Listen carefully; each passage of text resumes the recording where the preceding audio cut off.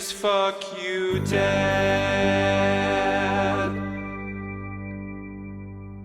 Welcome to another episode of Fuck You Dad, everybody. You know what it is. Another, what do we want to call these? Catch-ups?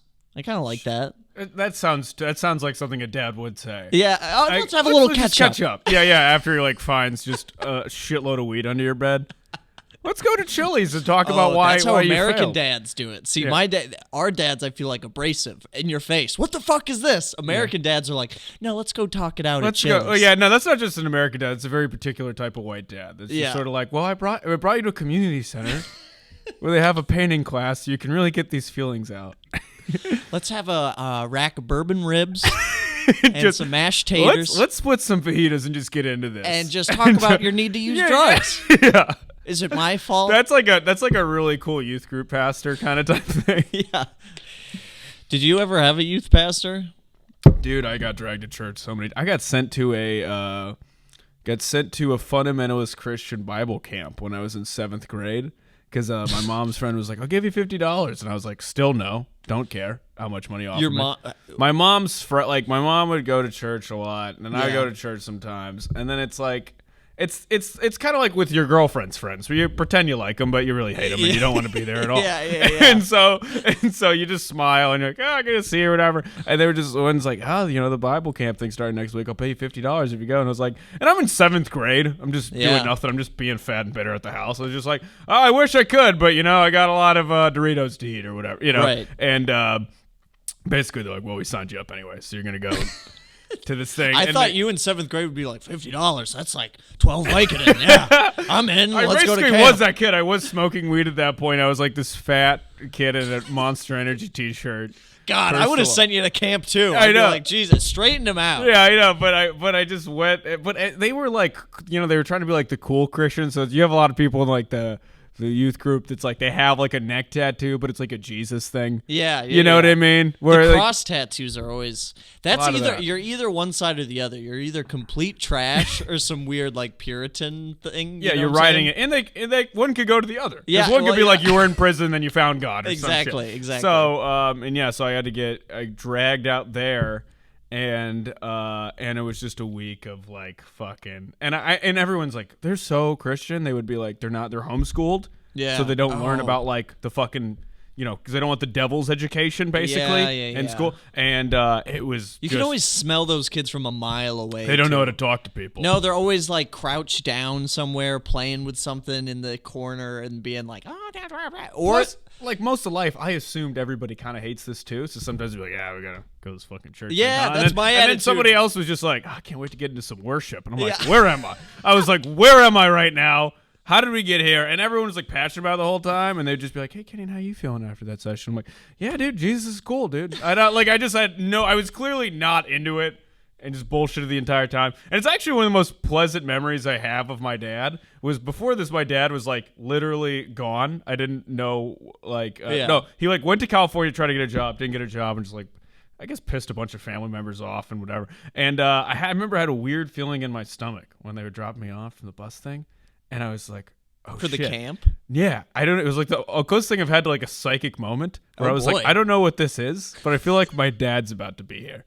And he was. Wow. And he was there, and he picked me up, and it's like an atheist. And we picked up the Bill Maher thing where Bill Maher's just an asshole, like religionist. Yes, you see that movie where me Bill and my Maher dad is just also a loved swarmy that movie. dick, and he just goes around to people who are like, oh, so you love God? Are you an idiot? Yeah. Which is only cool in 7th grade. Exactly. And so me and my dad was just watching that. I'm like, yeah, this is hilarious. So my dad's like, yeah. And because I realized early the middle school's a perfect time for that because like, a lot of people, if you look at the Bible, of course it's ridiculous. But as a young person, that's the first time you'd be like, oh, dude, I just figured something out. Like, it's kind of what a dumb person thinks is smart. It's big time Santa Claus. You know what I'm saying? It's when you like figure out something that is, against the mainstream. Right. And you're like, oh, I'm in the know. Yeah. I'm in the know. But you're like, everybody's kind of in the know. It's just, we don't care. Yeah. You just truck along. And now I'm like, God, I wish I believed in God. It would be so much better. Oh, I'm so jealous of you. I'm like, it's so easy. Oh, for me, so nice. it's still for me like the eject button on this whole thing. Yeah, Comedy fails. Yeah. Born again Christian. Yeah, absolutely. Is anybody listening, if your life's not going the way you want, born again Christian is clearly the move, because then you could just outflank anyone in your family. Or if they try to criticize you about anything, it's like, I don't really care about money because those are earthly desires. Yeah. I care about my relationship to God. Change your profile picture to you looking at the ceiling with a bright light on your face. Yeah, or youth group pastor, dude. You got this public speaking down. You're a little funny. I just got to get 3 chords down on the acoustic. Absolutely. So you just got back from your big boy tour. Yeah. Like Mono Meds. It was pretty fun. Thanks to everybody that came out from Texas, New York. That was fun as fuck. You came back with something, though. You're a changed person. Got the goddamn earrings. Got the ears. Look at the camera. Look at the camera. Look at the camera. Look at the people. Okay. Look at the people. And feel their judgment. I've had nothing but good responses, Nick. Well, okay. Here's the point I'm going to make. How are you going to do half your material? I did it. I did an hour with the earrings on. Here's the thing. You did the gauges joke? I did the gauges joke. It's been working. Because I don't have gauges. That's disgusting. I know you don't have gauges, but you're basically there. No, I'm not. And then the tattoo joke where you're like, oh, I have self-control in my 20s. No, you don't, bud. There's 2 reasons why you don't have self-control in your 20s, right in your fucking face. They're just little studs. You can barely notice them. Here's the thing. I'm not gonna take shit. You look like a 6th grade boy whose parents were laid off. That's how you dress. I look great. You look like a mannequin for a lost and found. I do great. No, you don't. I tell you what I don't do. I'm not a Backstreet Boy. Here's the thing: when you're in a long-term relationship like yourself, you can look like you. You could basically all you need to do is cover your dick in like a napkin and walk outside. But me, I gotta try out here. We gotta do things. I can't change who I am on the inside, so I'm trying to change the outside. We're trying to go with the new 2.0. Listen, it wasn't working. I was. Look at me from 2018 and tell me that was working. It wasn't working. I know it wasn't working. So we're changing it up. I was Team Kenyon on the fade. I was Team Kenyon on the denim jacket. I was Team Kenyon all the way through until we went to NBA fucking not even NBA, like amateur basketball level earrings. Okay, it is a bold move. It's bold. But we're sticking with it. I feel like there's one of our friends that we have who gets laid a lot, and now you look just like him. You basically took all of the things that he wears and you put it on your own body. Yeah. I studied the enemy and learned how to become them. That's what we're trying to do. It's a chameleon. That's what I'm trying to do. Listen, does it fit? Will I lose this in 6 months? Yes. Is this kind of not match who I am? 35 with earrings? No one's going to be 35 with earrings. No, it's not my whole life. You take it out. But is it a fun thing to do for a little bit? Check it out. You look slightly cooler than you really are. You're right. You do. Here's the thing. When I'm on stage yelling, it's still me. No one notices tiny little things in my ear. And they're like, I do. I am going to, though. I'm going to. That's the only thing. It's just I was like, man, my friend is changing. You I'm not disappointed. Now this is sad. I just was trying to have a joking conversation. Now you're crying. Now this sounds like a mom who did find weed, where it's like, my baby's gone.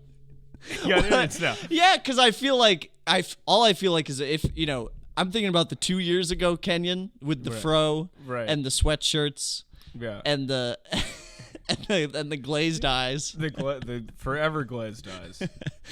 And if I at that point got my ears pierced, you'd throw things at me. Oh, yeah, you would light a cigarette and burn it into my cheek. You'd be like, "You piece of shit! You don't know what art is." Yeah. And now here you are, gleaming. Oh yeah, no, I mean I'm a hypocrite and a coward in many ways. Well, how did it happen? So we were in New York. Hypocrite and a coward. Anyways, you're in New York. We're in New York. My friend Maddie Waiter, who's been on the pod, is hilarious. Yeah. They start talking about like getting piercings. Friend of the pod. Stuff. Friends of the pod. Friend of everyone. Yeah. Was like talking about getting piercings. They want to go to this place called Whatever Tattoo, which is hilarious. Yeah. Which is a hilarious name for a place. Yeah. And then, and basically they're just like, you should. And I kind of, I was thinking about doing it, but I was like, this is too much. Because also Thanksgiving, this will be an issue. This is gonna be a bit because that's Santino land. Where you are, that's Santino. So yeah, basically like it's fine for him to just be there. Like we've accepted he's kind of crazy. And it's now we're both. Santino's my brother who has earrings. And he's very wacky. And he's kind of a SoundCloud rapper. He's very talented. But he's an individual the way he dresses. Yes. And so it's like, okay, we got one weird one. Now it's like I'm rolling in.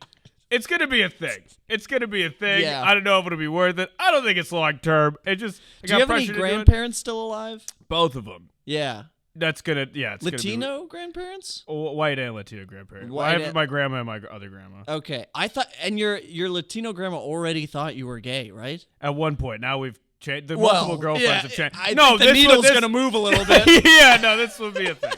This will be a thing. No, for sure. There'll be some disappointment. It'll not be great. That's okay. Who knows? I'd be like, well, I still have everything else going on, and they'll soften some tears. Who knows? So you go to this place. How drunk are you? I'm not drunk really that much. I like a couple beers. Now it gets even more disappointing. You just soberly got your ears pierced. They were pressure me into it. I kind of wanted to do it. I kind of was curious. It hurts like a little bit more than it would. I mean, it's just weird. It's a needle going through. Yeah, and then Maddie had like her cartilage pierced. And it was by like a guy who just looked like just a demon slayer. He's like covered in tattoos and he has every orifice. Always. And so she got a cartilage thing where it's like in the middle of your ear. And then she was like, and then he just went, oh, come on. And I was like, well, not everyone's had like their anus pierced. You know, not everyone's used to this innate level of pain that you go through with all the tattoos. Exactly. It's funny how you see that guy at the tattoo parlor, and that is the only environment where you're like safe. Like, if I saw that guy, like, even at a fucking McDonald's taking my order. You gotta hold it together. Yeah, I'm like, this dude's gonna fuck up my shit. Like, I'm not gonna get my McDouble with just Big Mac sauce. He's gonna put mayo and pickles and mustard on it, and I'm gonna fucking hate it. But at a tattoo place, you're like, well, I think this guy knows what he's doing. His ball sack is stapled to his gooch right now. Right. He's chilling. That's the guy you want. Yeah, exactly. You don't want, like, a youth pastor looking dude to walk No, up. that would be terrible. That'd be terrible. You want someone who's like, this is their entire life. They've literally tattooed themselves into one profession. Yes. Like, they can't do anything else. They're banned from the rest of life. Yeah. So this is it. Have you ever seen somebody reveal a bad tattoo to you? Yourself. Yeah, I've seen you.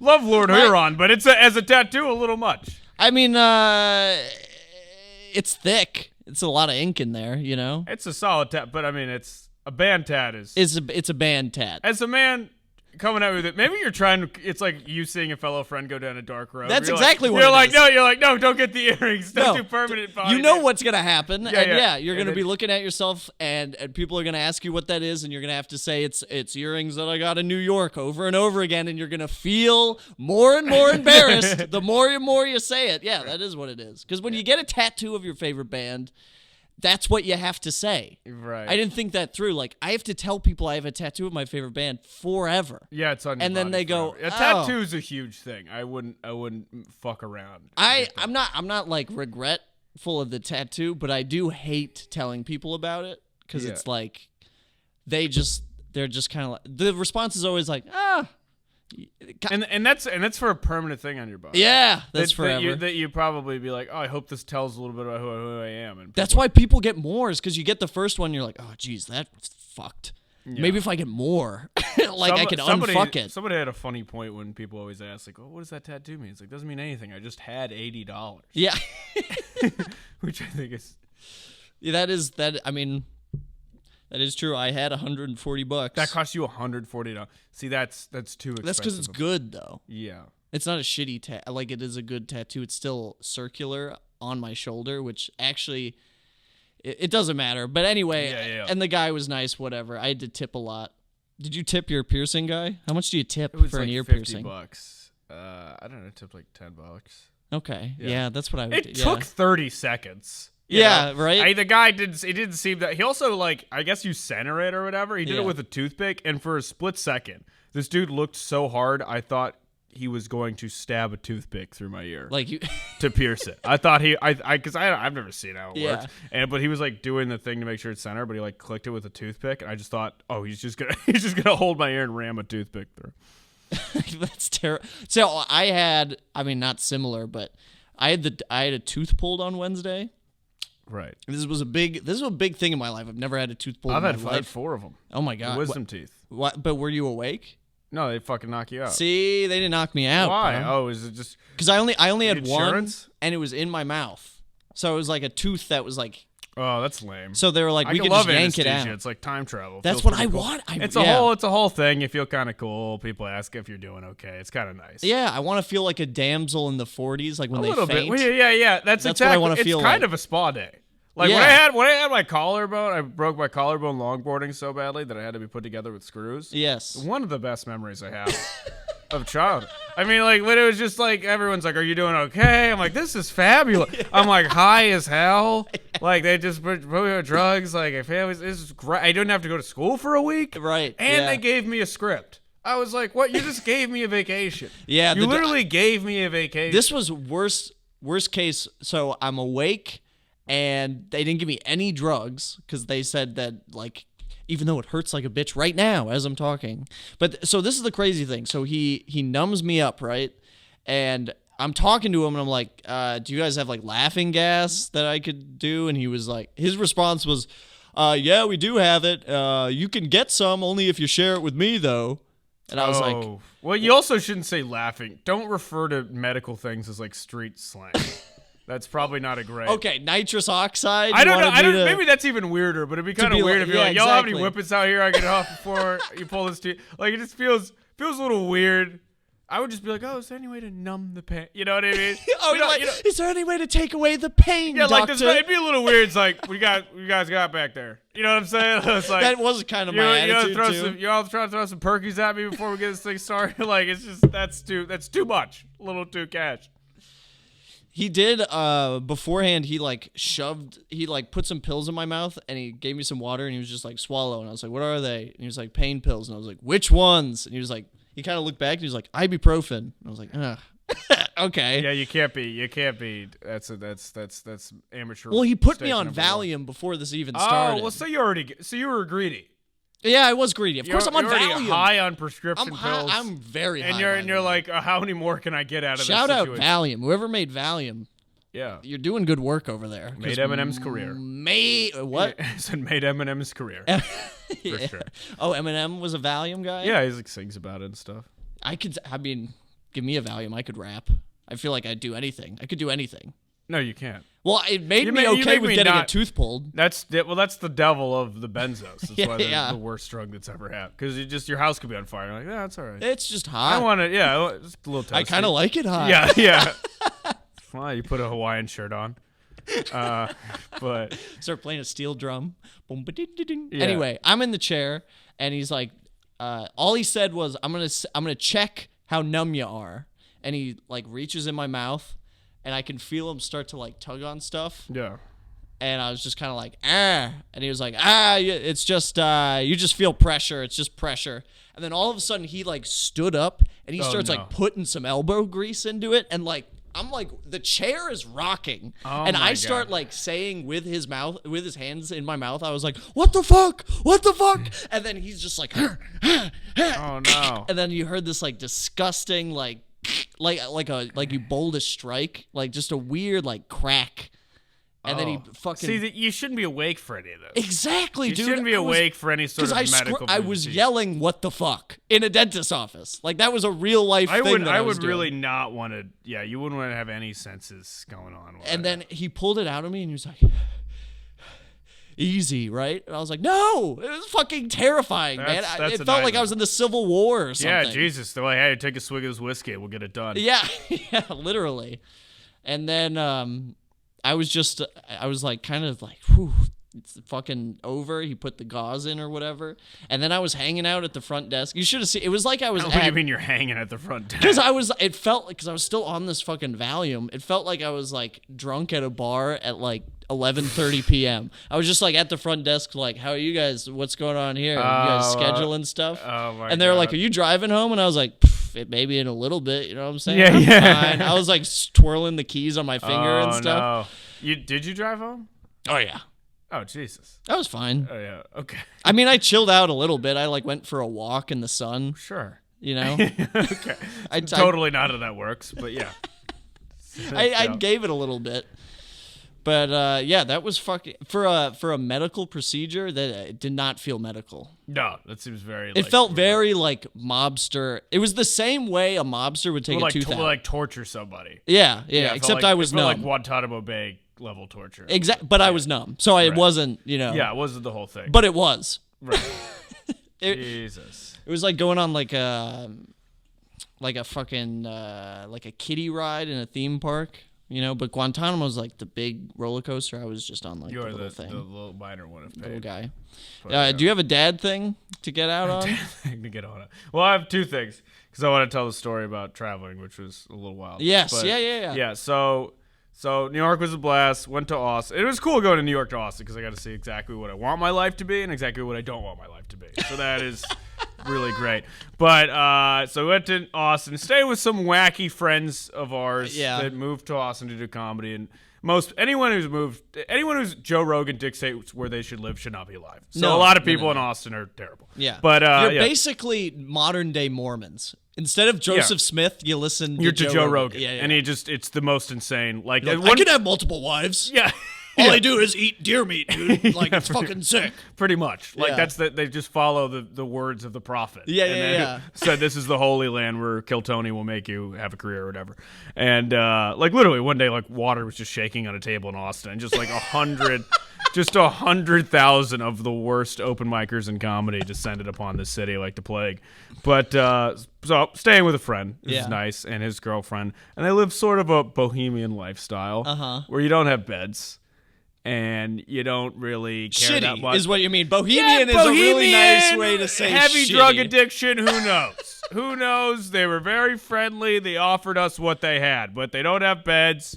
They have, it kind of looked like a Pinterest crackdown. Like they had a few nice desks. Yeah. So you could be like, so you sort of give a shit. But then the beds they're just a blanket on the ground and then just trash everywhere, that kind of shit. And so I had a place to stay. Like 2 days later, I just needed to crash there for like 2 days. And my friend, her friend like bailed on her at the place to stay, so she needed to get an Airbnb.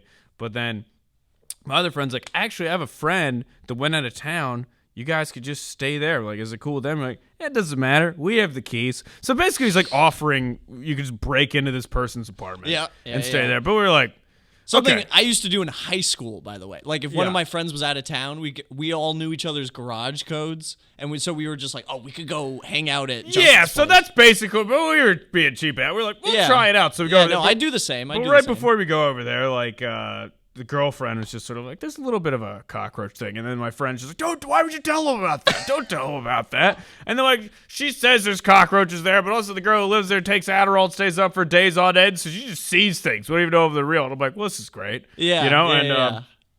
We get there. It's like a nice apartment in many ways. I see a cockroach immediately. Within 30 seconds. Cockroach basically greets me at the door. Offers me a drink. And then you're like, well, give me an Adderall. Right, because I don't want to fucking sleep here. So it's like a nice apartment in many ways, but there's like a plate of dishes just full in the sink. And then like food, like dishes someone had like made food with, like it looked like a chocolate cake, but left it out. No. And they've been gone for like a month or two apparently. Like it looked like someone came to the door and was like, you guys have to leave town in an hour. Otherwise Big Roy's coming. You know what I mean? Like it felt like someone like running from the mob level type shit. But it was like a normal apartment, so we just stay there, and it's like weird. And the next day, me and my friend, there's like a Keurig machine. My friend makes like a cup of coffee with the Keurig thing, and it's fine. Then I try to make one. I'm like, it's not working. She's like, you got to like check the water, and in the water was cockroaches swimming.